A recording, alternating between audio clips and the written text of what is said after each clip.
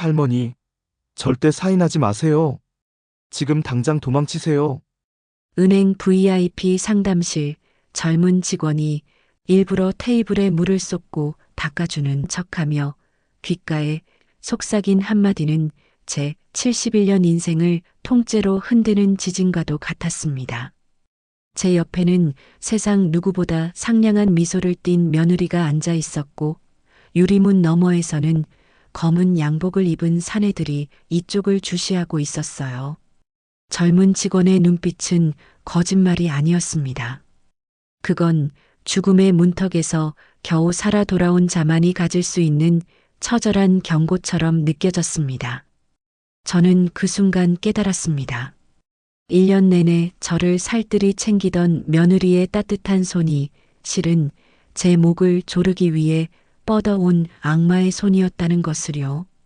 그리고 제 평생의 자부심이었던 40년 바느질 인생이 이 끔찍한 음모를 깨부술 가장 날카로운 무기가 될 줄은 그때는 꿈에도 몰랐습니다.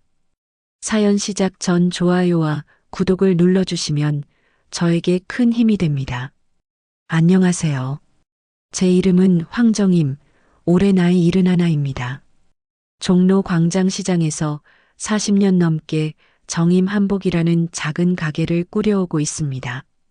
사람들은 저를 선생님 또는 장인이라 불러주지만 저는 그저 평생 바늘과 실을 손에서 놓지 못했던 아들 하나만 바라보고 살아온 평범한 어미일 뿐입니다. 남편을 먼저 하늘로 보낸 지는 10년이 훌쩍 넘었고 시장 근처의 낡은 한옥에서 혼자 살고 있지요. 제 유일한 피부치인 아들 준석이는 차로 20분 거리의 새 아파트에 삽니다. 1년 전 어여쁜 며느리 유진이를 얻었으니 이제는 제 걱정을 한시름 덜었다고 생각했습니다. 제게는 이 기막히고도 끔찍했던 이야기가 바로 그 며느리가 건넨 따뜻한 쌍화차 한 잔에서 시작되었습니다. 이제부터 제가 겪은 믿기 힘든 그날의 기록을 조심스럽게 풀어놓으려 합니다.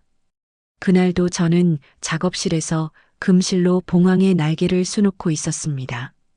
40년을 매만져온 홍합이다는 다 자란 자식 녀석의 피부처럼 익숙하고 부드러웠습니다.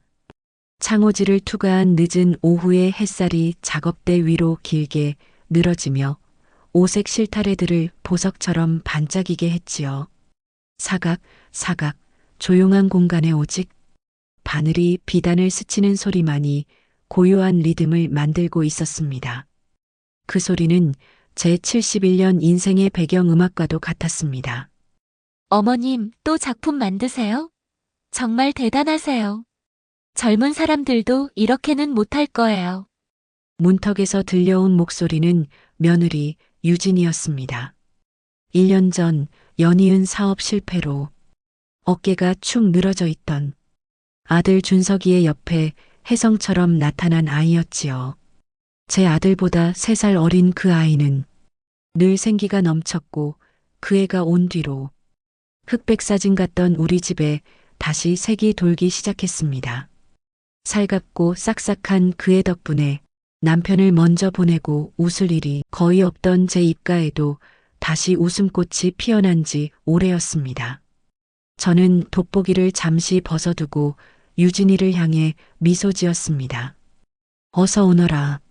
마침 차나 한잔할까 하던 참이었다. 유진이는 환하게 웃으며 다가와 쟁반에 받쳐온 따끈한 쌍화차를 제 손에 쥐어주었습니다. 묵직한 찻잔의 온기가 언손을 녹여주듯 기분 좋게 퍼져나갔습니다.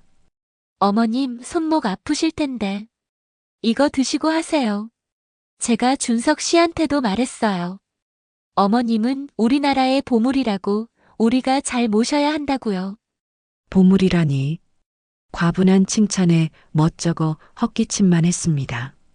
저 따뜻한 온기가 제 인생 전체를 꽁꽁 얼어붙게 할 혹한의 시작일 줄이야. 그 달콤한 칭찬이 제 목을 겨누는 칼날의 서곡일 줄이야. 그때는 꿈에도 몰랐습니다. 그날 저녁 온 가족이 둘러앉아 저녁 식사를 마친 후였습니다. 유진이는 설거지를 마치고 과일을 깎아와 조심스럽게 서류 봉투 하나를 제 앞에 내밀었습니다. 평소와 달리 그 표정에 약간의 긴장감이 서려 있는 것을 저는 무심코 지나치지 못했습니다. 어머님, 저랑 준석 씨랑 상의했는데 드릴 말씀이 있어요. 아들 준석이 녀석은 괜히 텔레비전 채널만 이리저리 돌리며 제 시선을 피했습니다. 무슨 할 말이 있기에 저리 뜸을 들이나 싶었지요. 요즘 세상이 하도 흉흉하잖아요. 노인분들 혼자 계신 집만 노리는 사기꾼들도 많다고 하고. 그래서 어머님 재산을 저희가 안전하게 지켜드릴 방법이 없을까 알아봤어요. 치매 안심 신탁이라는 게 있더라고요. 치매 안심 신탁. 생전 처음 들어보는 낯선 단어였습니다. 어머님 명의의 재산을 저희가 대신 관리해드리는 거예요. 그럼 어머님이 혹시라도 나중에 기력이 쇠하시거나 판단이 흐려지셔도 아무 문제가 없어요. 저희가 대신 은행 업무도 보고 세금 문제도 처리하고 오히려 세금도 훨씬 절약된다고 하더라고요. 엄마, 유진이가 다 알아보고 하는 거야. 변호사 상담까지 받았다니까. 엄마 힘드실까봐 그러는 거지 다른 뜻은 없어. 그제야 아들 녀석이 제 쪽을 보며 한마디 거들었습니다. 하지만 그 눈빛은 아내의 말을 앵무새처럼 따라할 뿐 제 눈을 제대로 마주치지는 못했습니다. 순간 제 손에 들려있던 찻잔이 싸늘하게 식어가는 것이 느껴졌습니다. 남편이 평생 시장에서 땀 흘려 일궈 물려준 이 집과 땅 그리고 제 40년 손때가 묻은 바늘 끝에서 나온 30억 원의 재산. 그게 자식들 눈에는 그저 관리하고 절약해야 할 돈으로만 보이는 걸까? 서운한 마음이 목구멍까지 차올랐지만 애써 표정을 감췄습니다. 생각해줘서 고맙구나. 그런데 내가 아직은 정신이 멀쩡한데 벌써부터 그런 걸 할 필요가 있겠니? 아니, 어머님. 그런 뜻이 아니라 미리 준비해두면 좋다는 거죠. 요즘은 다들 그렇게 해요. 나중에 혹시라도 아프시면 그때는 이런 절차 자체가 복잡해져요. 유진이의 목소리가 미세하게 빨라졌습니다. 마치 외워온 대사를 읊는 것처럼요. 저는 대답 대신 말없이 자리에서 일어나 안방으로 향했습니다. 그리고 장롱 깊숙한 곳, 남편의 낡은 양복 저고리 주머니에 넣어둔 작은 오동나무 상자를 꺼냈습니다. 상자 안에는 남편이 살아생전 제게 처음으로 선물했던 낡은 자수 놀이개가 들어 있었습니다. 붉은색 명주실로 꼼꼼하게 엮은 매듭과 앳된 제 솜씨로 수놓아진 작은 원앙 한 쌍.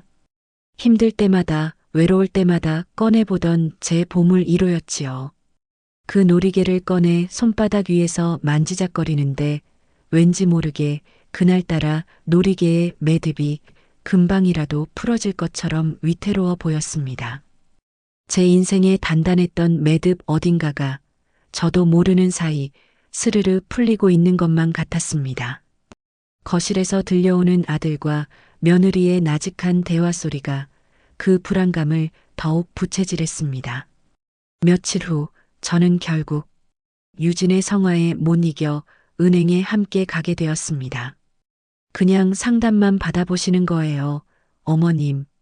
결정은 어머님이 하시는 거고요라며 한 발 물러서는 척하는 그 애의 얼굴에는 이미 승리를 확신하는 미소가 번져 있었습니다. 유진이가 운전하는 차를 타고 은행으로 가는 내내 저는 창밖만 멍하니 바라보았습니다. 평생 제 발로 버스를 타고 다니던 길을 이렇게 자식 차를 타고 가려니 편하기는커녕 오히려 가시방석이 따로 없었습니다. 유진이는 룸미러로 연신 제 표정을 살피며 제잘거렸습니다. 어머님, 은행 다녀와서는 제가 맛있는 거 사드릴게요. 요즘 새로 생긴 한정식 집이 있는데 아주 끝내준대요. 저는 그저 힘없이 고개를 끄덕였습니다. 은행 주차장에 차를 세운 유진이는 익숙하게 제 손을 잡았습니다. 어머님, 이제 힘든 일은 저희한테 다 맡기세요. 제 손을 잡은 그의 손은 따뜻했지만 저는 그 손톱에 칠해진 새빨간 매니큐어가 마치 핏방울처럼 보여 섬뜩한 기분이 들었습니다. 유진이는 은행에 들어서자마자 VIP 창구로 저를 이끌었습니다. 일반 대기석에 앉아 순서를 기다리는 것이 익숙한 저에게 푹신한 가죽 소파와 전담 직원이 있는 별도의 공간은 낯설고 불편하기만 했습니다. 잠시 후 말끔하게 차려입은 남자 직원이 들어와 저희 앞에 앉았습니다. 이름표에는 최민준이라는 이름이 적혀 있었지요. 30 중반쯤 되어 보이는 선량해 보이는 인상이었습니다. 황정임 고객님 오셨습니까? 며느님께서 미리 연락을 주셨습니다. 어머님, 여기에 도장만 찍으시면 돼요. 제가 어머님 인감 도장하고 증명서도 다 챙겨왔어요. 유진이가 가방에서 제 도장과 서류를 꺼내는 모습은 너무나 자연스러워서 마치 오랫동안 제 물건을 관리해 온 사람 같았습니다. 저는 망설였습니다. 평생 제 손으로 도장을 찍고 제 이름 석자를 써내려왔습니다. 남에게, 그것도 자식에게조차 제 모든 것을 맡겨본 적이 없었습니다. 이걸 꼭 오늘 해야 하는 거니? 유진이의 표정이 살짝 굳었습니다. 어머님, 이왕 시간 내서 오셨는데 좋은 날이잖아요. 오늘 처리하면 바로 효력이 발생해서 어머님도 안심하실 수 있고요. 며느리의 재촉에 저는 마지못해 도장을 집어들었습니다. 제 평생의 역사가 담긴 묵직한 옥도장이 그 순간만큼은 천근만근처럼 느껴졌습니다. 서류 위 제 이름 옆에 도장을 찍으려던 바로 그 순간이었습니다. 아이고, 죄송합니다. 직원 최민준 씨가 들고 있던 물컵을 제 쪽으로 엎지른 것입니다. 차가운 물이 제 무릎 위로 쏟아졌고 저는 깜짝 놀라 자리에서 일어날 뻔했습니다. 어머, 조심 좀 하시지. 이게 무슨 경우예요? 유진이가 질색하며 날카롭게 소리쳤습니다. 하지만 최민준 씨는 유진의 항의는 들리지도 않는다는 듯 황급히 냅킨을 뽑아 제 옷을 닦아주는 척하며 몸을 숙였습니다. 그리고 유진이가 보지 못하는 각도에서 제 귓가에 불에 댄 듯한 한마디를 속삭였습니다. 할머니, 저 여자 박유진 맞죠? 절대 사인하지 마세요. 지금 당장 도망치세요. 그 목소리는 너무나 작고 다급해서 환청처럼 들릴 정도였습니다. 하지만 그의 눈빛은 단순한 실수가 아니라는 것을 똑똑히 말해주고 있었습니다. 그건 죽음의 문턱에서 겨우 돌아온 자만이 가질 수 있는 처절하고도 절박한 경고의 눈빛이었습니다. 제 심장이 쿵 하고 바닥으로 떨어지는 것 같았습니다.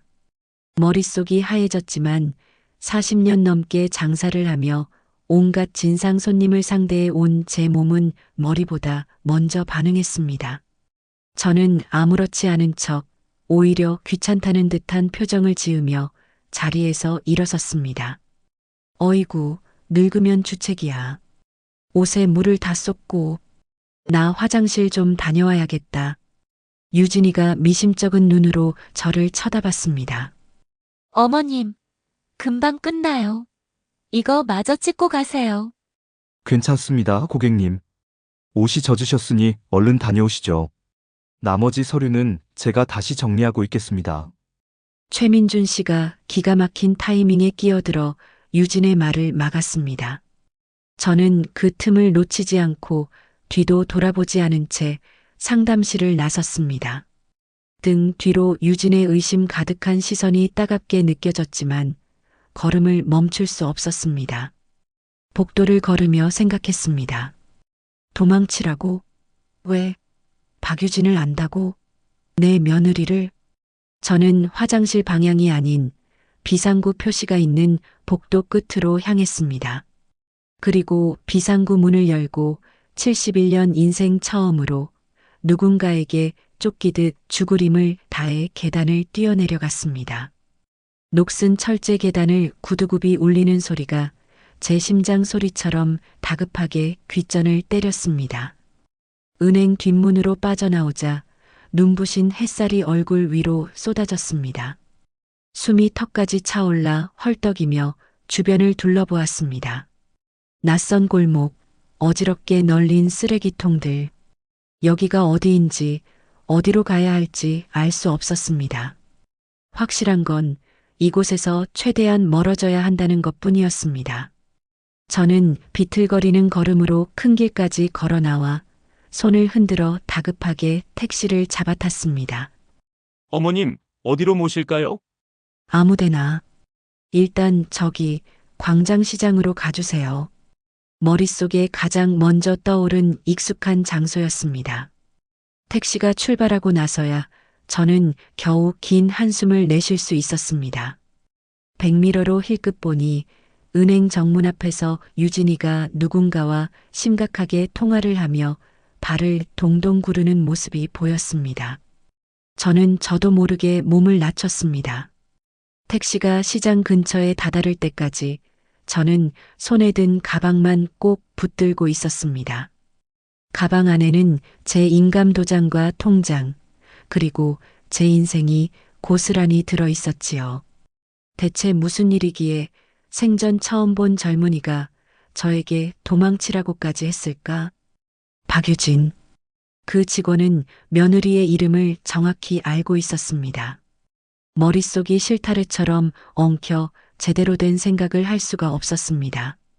이럴 때 내 편이 되어줄 사람은 단 한 사람뿐이었습니다. 내 아들.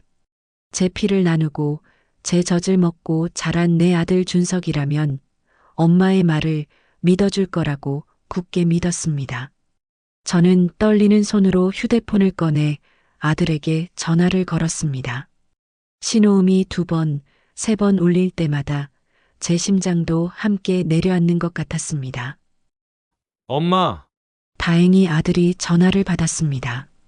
안도감에 목이 맨 목소리가 터져 나왔습니다. 준서가 나다. 나 엄마야. 큰일 났어. 유진이가 그 애가 이상해. 엄마, 지금 어디세요? 유진이한테 전화 왔어요. 엄마가 은행에서 갑자기 소리 지르고 뛰쳐나가셨다고요? 상담하던 직원한테 물 쏟고 행패를 부렸다면서요? 행패라니. 아들의 입에서 나온 말은 제가 예상했던 위로나 걱정이 아니었습니다.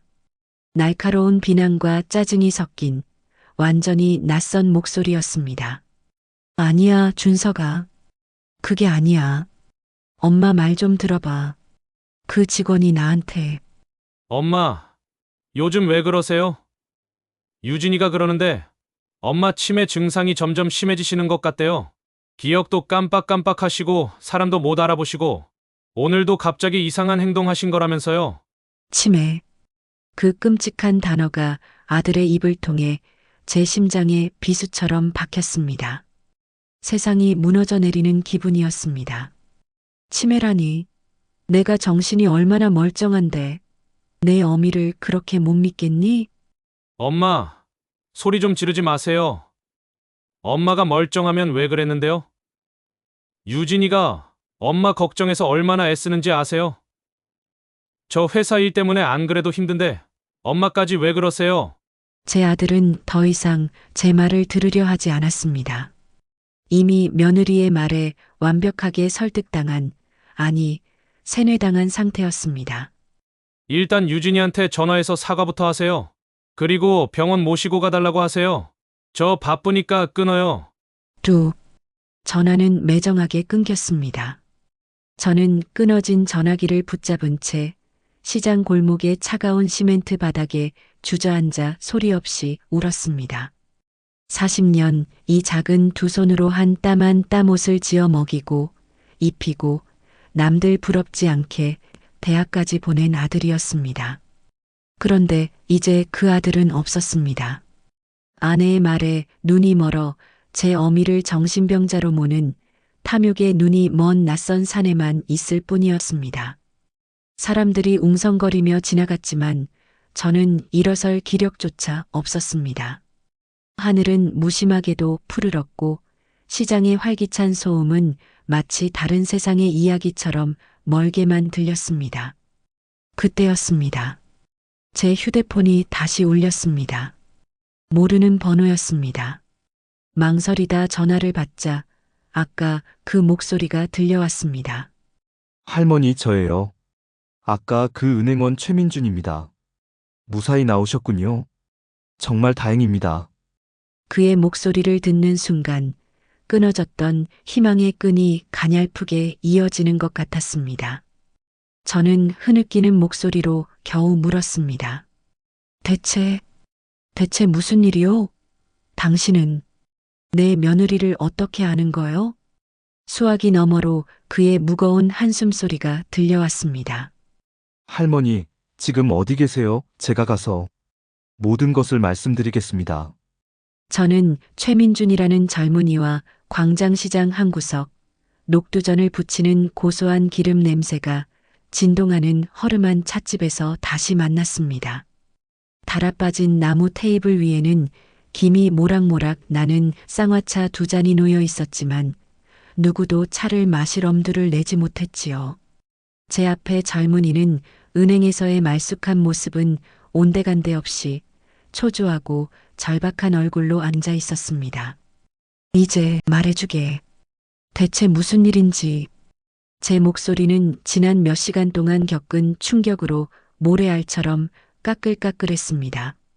최민준 씨는 주먹을 꽉 쥐었다 펴기를 반복하더니 마침내 무겁게 입을 열었습니다. 할머니, 먼저 죄송하다는 말씀부터 드려야겠습니다.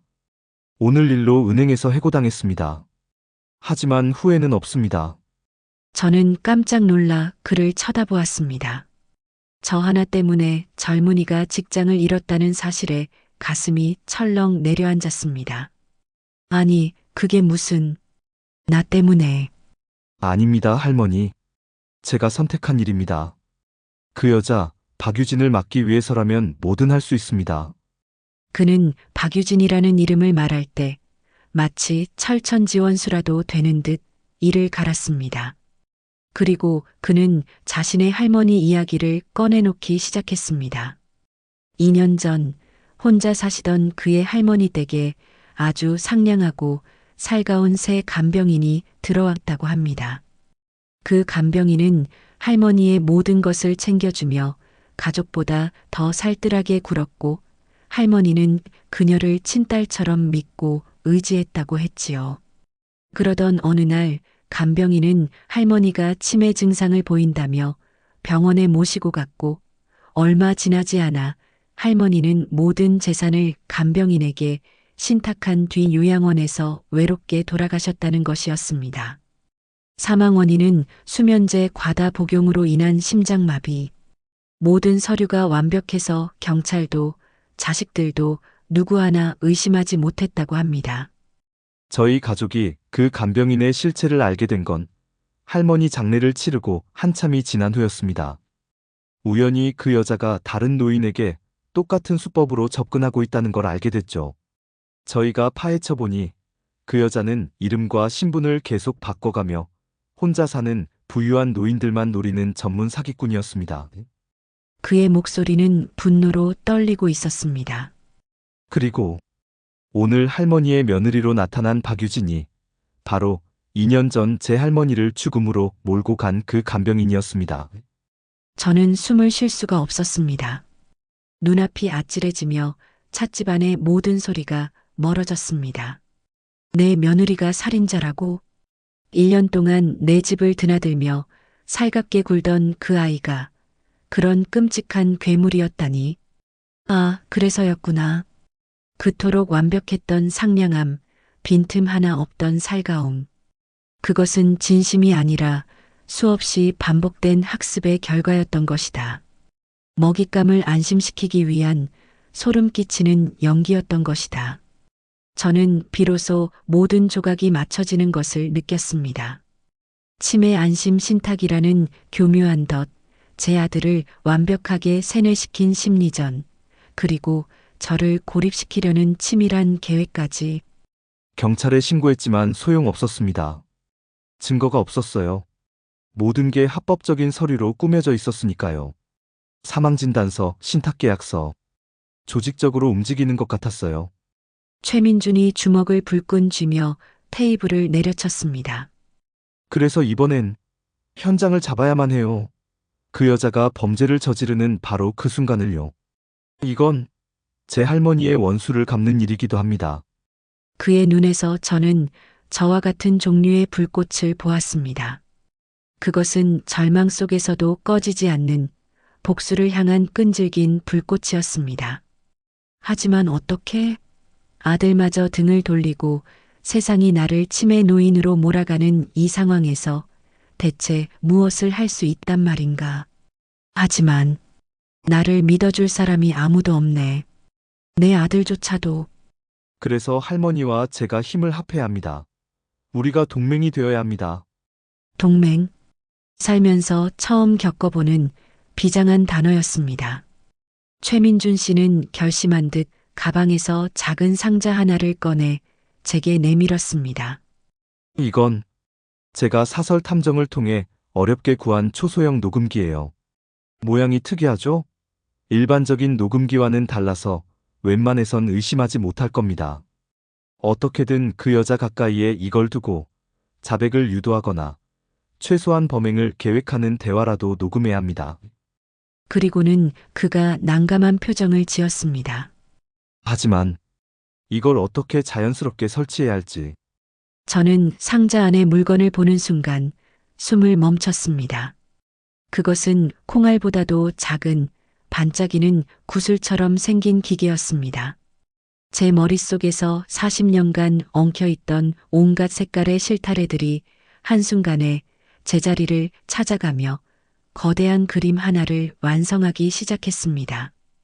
희미했던 길이 너무나도 선명하게 보이기 시작했습니다. 저는 굳은 표정으로 최민준 씨를 바라보았습니다. 제 눈빛에서 무언가를 읽었는지 그의 얼굴에도 긴장감이 감돌았습니다. 방법은 내가 찾겠네. 자네는 이 낡은 바늘에 튼튼한 실만 꿰어주게.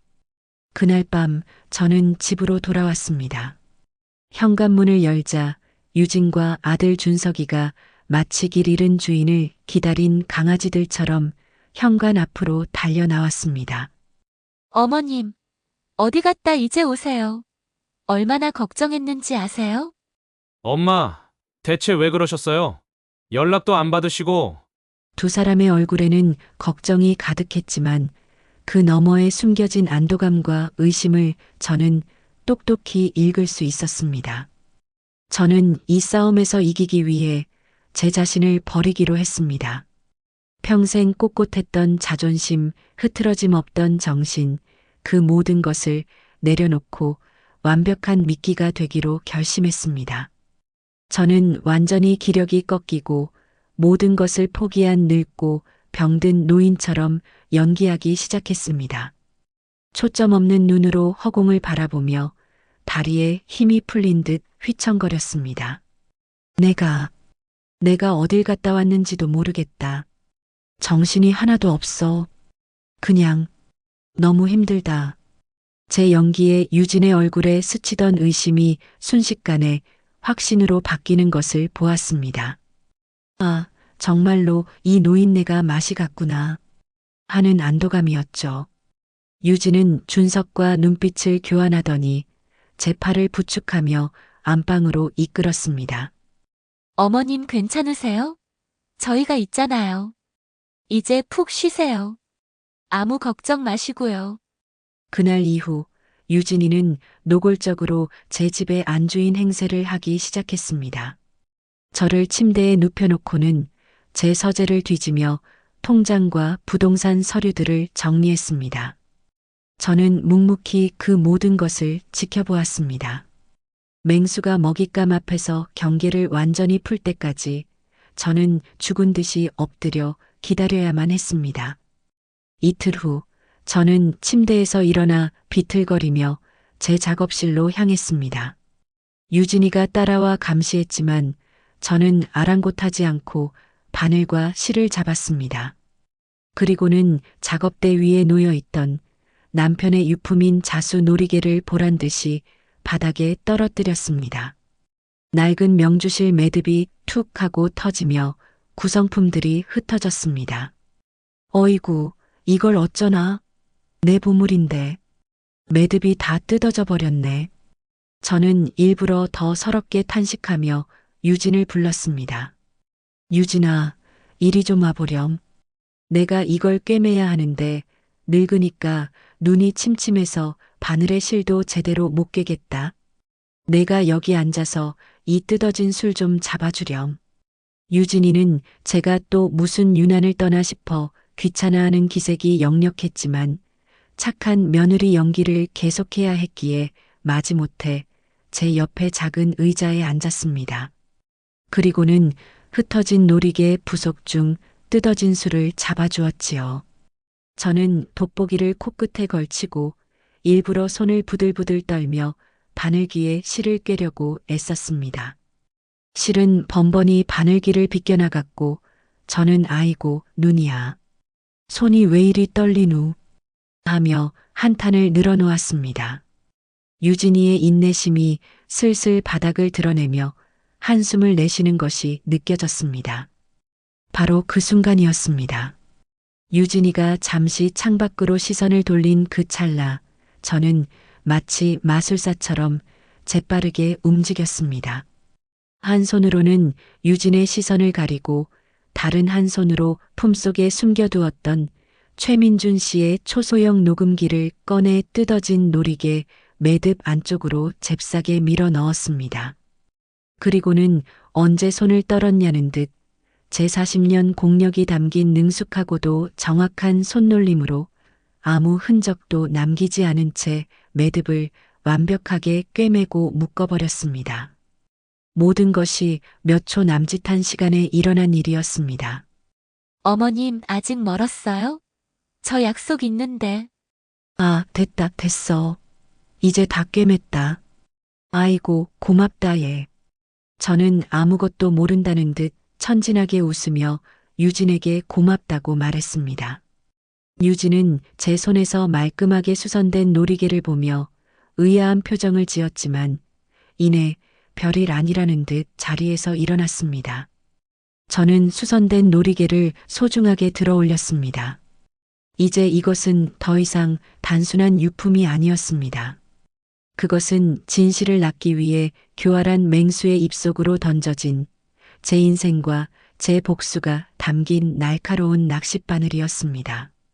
그날 이후 저는 보란 듯이 그 놀이개를 제 작업실 벽 가장 잘 보이는 곳에 걸어두었습니다. 한평생을 함께한 낡은 재봉틀 바로 위였지요. 유진과 아들은 그저 늙은이의 보잘것없는 애장품이려니 생각했는지 그 낡은 장신구를 거들떠보지도 않았습니다. 그들에게는 장롱 속 부동산 서류와 통장이 진짜 보물이었을 테니까요. 저는 제 계획을 완벽하게 수행하기 위해 가면을 한 겹 더 썼습니다. 이제는 단순히 기력이 쇠한 노인이 아니라 정말로 정신이 오락가락하는 치매 환자를 연기했습니다. 어느 날 아침에는 식탁에 앉아 준석이를 보며 말했습니다. 여보, 아침 진지 드세요. 오늘따라 얼굴이 좋아 보이네. 그 순간 아들의 손이 젓가락을 놓치며 테이블에 떨어졌습니다. 찰그랑 하는 소리가 식탁 위로 울려 퍼졌습니다. 준석이의 얼굴이 굳어지는 것을 보았지만 저는 모르는 척했습니다. 엄마, 준석이의 목소리가 떨렸습니다. 엄마, 나 아빠 아니야. 준석이야. 그 아이의 눈가가 붉어지는 것을 저는 똑똑히 보았습니다. 준석이는 한동안 젓가락을 다시 짚지도 못했지만 유진이는 제 등 뒤에서 아들을 향해 거봐, 내 말이 맞지? 하는 듯한 눈빛을 보내는 것을 저는 거울을 통해 똑똑히 지켜보았습니다. 저는 몸서리치게 소름이 돋았지만 우리 집에 들어온 이 악마를 더 안심시켜야만 했습니다. 다음 날 유진이가 사온 과일을 앞에 두고 엉뚱한 소리를 했습니다. 아이고, 딸기가 맛나게도 생겼네. 우리 준석이가 어릴 때 딸기 참 좋아했는데. 우리 아들 어릴 때 생각이 나는구나. 지금은 한겨울이라 딸기가 나올 철이 아니었습니다. 유진은 저를 한심하다는 듯 쳐다보며 고개를 절레절레 저었습니다. 저의 완벽한 연기에 유진과 아들은 이제 집안에서 저를 없는 사람 취급하기 시작했습니다. 그들은 제가 바로 옆방에 있는데도 자기들 세상인 양 안방 문을 열어놓고 모든 계획을 떠벌리기 시작했습니다. 그들의 경계심이 완전히 허물어졌다고 판단한 어느 날 밤, 저는 작업실에 불을 켜놓고 늦게까지 바느질을 하는 척했습니다. 그리고 안방에서 들려오는 목소리에 모든 신경을 집중했지요. 그 모든 대화는 제 작업실 벽에 걸린 낡은 놀이개가 조용히, 아주 조용히 삼키고 있었습니다. 어머니, 이제 정말 완전히 가셨어. 어제는 나보고 아가씨, 누구신데 우리 집에 와 있냐고 묻더라니까. 연기인 줄 알았는데 진짜였어. 그래도 꼭 이렇게까지 해. 그냥 재산만 우리가 관리해드리면 안 돼? 자기야, 아직도 정신 못 차렸어? 지금 포기하면 우리가 한 일이 다 들통나. 그리고 어머니 살아계시면 이 재산 우리 마음대로 쓸 수 있을 것 같아. 어머니 저 고집에. 그래도 엄마신데 어제 나 보고 여보라고 했을 때 진짜 가슴이. 자기야, 정신 차려. 우리 지금까지 1년을 준비했어. 보험금 5억, 재산 30억, 35억이야. 자기 사업 다시 시작해야지. 이 돈이면 강남의 작은 빌딩도 살 수 있어. 탐욕에 찬 유진의 목소리가 준석의 남은 양심을 갉아먹고 있었습니다. 알았어. 그럼 계획대로 하는 거지? 응. 다음 주 월요일에 내가 아는 의사 선생님 왕진 오시기로 예약해뒀어. 그분이 치매 확정 진단서 써주실 거야. 그럼 다음 날 바로 지난번에 우리가 알아봤던 평안 요양병원으로 보내는 거야. 거긴 한번 들어가면 못 나온다며? 그게 중요해. 그리고 보험금 청구하고 집이랑 땅 매각 바로 진행하면 빠르면 한 달 안에 끝나. 보험금 35억 말고도 다른 보험금이 또 있었어? 내가 어머님 건강 챙겨드리는 척하면서 몰래 들어둔 게 5억짜리야. 어머니 빨리 돌아가시면 5억 더 나올 거야. 자기 사업 자금으로 보탰으면 되잖아. 걱정 마 여보, 내가 다 알아서 할게. 그 순간 저는 바늘을 쥔 손에 힘을 주다 손가락을 찔리고 말았습니다. 붉은 피 한 방울이 새하얀 명주 비단 위로 번져나갔습니다. 하지만 아픔은 느껴지지 않았습니다. 심장이 더 아팠기 때문입니다. 제 아들이 제 목숨값을 흥정하고 있었습니다.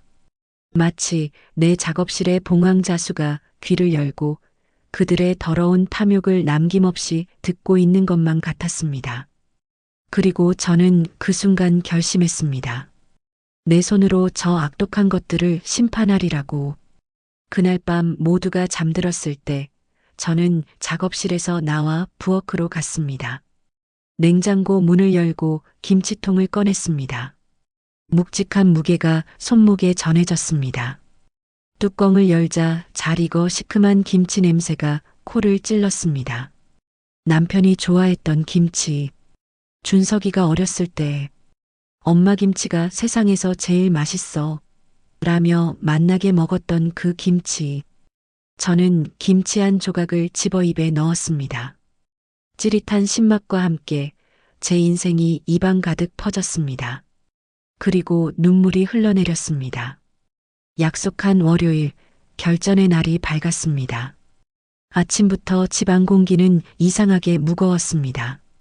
유진이는 평소보다 더 살갑게 굴며 제 아침상을 차렸고 준석이는 차마 제 얼굴을 쳐다보지 못하고 방 안에서 서성거렸습니다. 오후 2시가 되자 유진이가 말한 의사 선생님과 함께 건장한 남자 2명이 집에 들이닥쳤습니다. 사설 구급대원이라고 자신들을 소개했지요. 모든 것이 유진의 각본대로 움직이고 있었습니다. 의사는 청진기를 제 가슴에 대보는 둥 마는 둥 하더니 미리 준비해온 진단서에 몇 자를 적어 유진에게 건넸습니다. 중증 노인성 치매라는 글자가 선명했습니다. 어머님, 이제 저희랑 같이 더 좋은 곳으로 가셔야 해요. 거기 가면 어머님 잘 돌봐주실 거예요. 유진이가 눈물을 글썽이는 연기를 하며 제 손에 요양병원 입소 동의서를 쥐어주고 펜을 건넸습니다. 그리고는 마지막 인심이라도 쓰는 척 따뜻한 차 한 잔을 제게 내밀었습니다. 어머님 가시기 전에 제가 드리는 마지막 차예요. 이거 드시고 편안하게 가시면 돼요. 찻잔에서 나는 희미하지만 역한 냄새. 40년간 수천 가지 풀과 나무로 천연 염료를 만들어 온 제 코는 그 인공적이고도 미세한 화학약품 냄새를 느꼈습니다. 최민준 씨가 미리 알려준 무색무취의 강력한 수면제 냄새였습니다. 그래, 고맙다. 우리 며느리가 주는 마지막 차라니. 아주 귀하게 마셔야지. 저는 떨리는 손으로 찻잔을 들어 올렸습니다. 유진과 준석, 그리고 구급대원들의 시선이 모두 제 입술에 쏠렸습니다. 제가 찻잔을 입으로 가져가려는 바로 그 순간, 저는 자리에서 벌떡 일어났습니다. 그리고는 작업실 벽에 걸린 자수 놀이개를 획 낚아챘습니다. 그 전에 이걸 먼저 봐야겠다. 내가 그토록 비웃던 이 늙은이의 솜씨 말이다. 유진과 아들이 당황한 표정으로 멍하니 있다가 이내 얼굴이 하얗게 질렸습니다. 저는 놀이개를 한 손에 든 채 작업대 서랍에서 작은 블루투스 스피커를 꺼내 전원을 켰습니다. 삐 하는 연결음과 함께 스피커가 놀이개 속 녹음기와 연결되었습니다. 어머님 지금 뭐 하시는 거예요? 유진이가 소리쳤지만 이미 늦었습니다. 스피커에서 며칠 전 그들이 안방에서 나누었던 추악한 대화가 쩌렁쩌렁 울려 퍼지기 시작했습니다. 치매 확정 진단서만 받으면 돼. 그럼 바로 요양병원으로 보내는 거야. 사망보험금이 5억이야. 자기 사업 자금으로 쓰면 되잖아. 거긴 한번 들어가면 절대 못 나온다며. 유진의 얼굴이 새하얗게 질리다 못해 시퍼렇게 변했습니다. 준석이는 아 하는 소리만 내며 바닥에 주저앉았습니다. 안 돼. 이게 무슨 소리야? 말도 안 돼. 이건 조작이야. 유진이가 미친 사람처럼 제게 달려들어 스피커를 뺏으려던 그 순간 쾅 하는 소리와 함께 현관문이 부서지듯 열리며 경찰들이 들이닥쳤습니다. 최민준 씨가 제 신호에 맞춰 밖에서 대기하고 있었던 것이지요. 박유진 씨, 살인 미수 및 사기 혐의로 긴급 체포합니다. 당신은 묵비권을 행사할 수 있으며 수갑이 채워지는 유진을 보며 저는 찻잔을 테이블 위에 내려놓고 차갑게 말했습니다. 너는 몰랐을 게다. 40년간 실과 바늘을 쥐고 살아온 내 손은 비단 천의 결은 물론 음흉한 사람 속의 결까지도 훤히 읽는다는 것을. 아들 준석이는 그 자리에 주저앉았습니다. 제가 잘못했어요, 엄마. 제가 정말 죽을 죄를 지었어요. 하며 아이처럼 통곡했습니다. 제 가슴도 갈갈이 찢어지는 듯 아파왔습니다.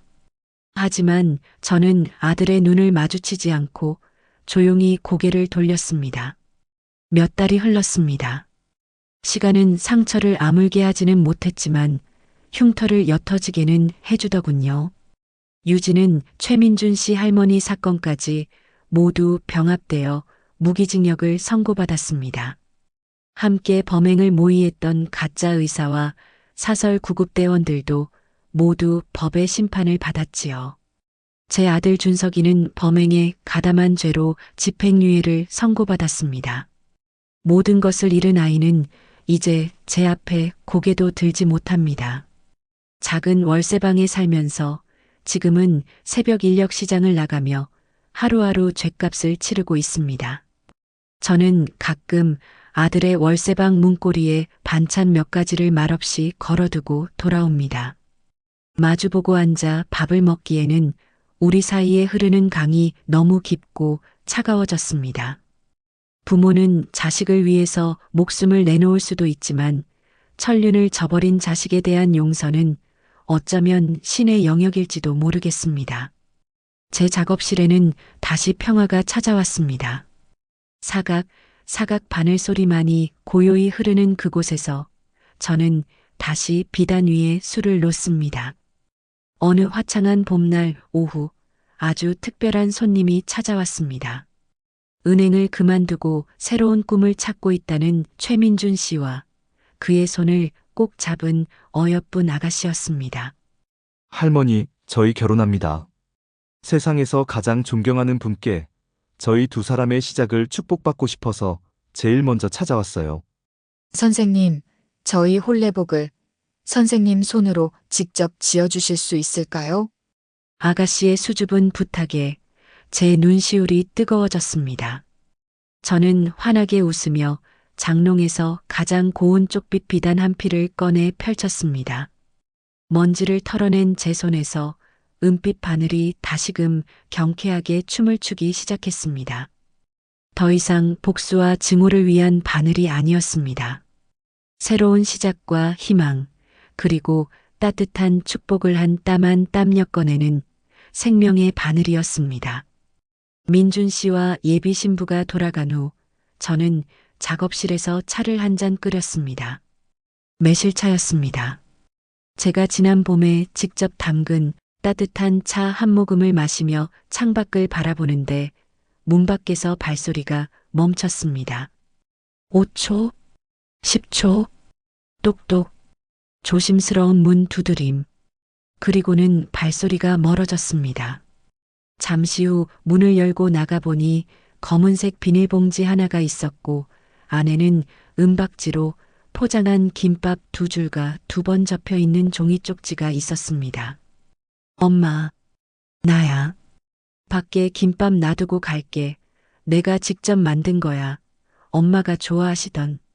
미안해요, 엄마. 준석이의 편지였습니다. 집으로 들고 와 비닐을 벗겼습니다. 이미 다 식어버린 김밥은 단무지가 너무 많이 들어갔습니다. 밥알도 설익었습니다.